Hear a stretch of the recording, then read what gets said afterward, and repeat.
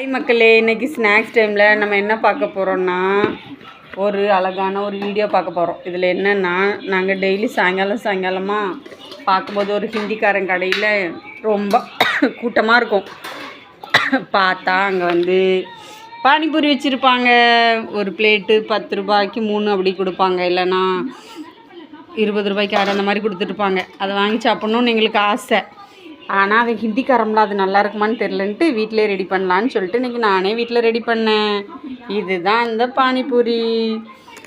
First இந்த பூரி எடுத்துகிட்டு இதில் வந்து இந்த பானியில் வந்து என்னென்னா புளி கரைச்சல், அதுக்கப்புறம் புதினா, மல்லி, இஞ்சி, பச்சை மிளகாய் அரைச்சி போட்டு கொஞ்சோண்டு உப்பு போட்டுட்டு அதுக்கப்புறமா தேவையான தண்ணி கொஞ்சம் சர்க்கரையும் போட்டுட்டு பானி ரெடி பண்ணிடலாம்.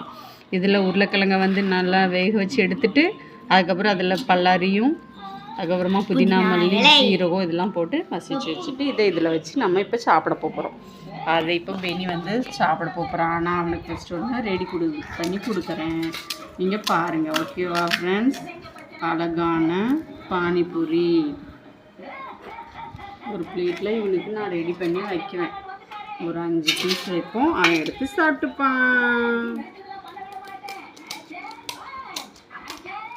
இந்த மாதிரி யாரெல்லாம் வீட்டிலே செஞ்சு உங்கள் பசங்களுக்கு பானிபூரி கொடுத்துருக்கீங்கன்னு சொல்லிவிட்டு கமெண்ட் பண்ணுங்கள். ஓகேவா ஃப்ரெண்ட்ஸ்? பாய். நெக்ஸ்ட் வீடியோவில் பார்ப்போம்.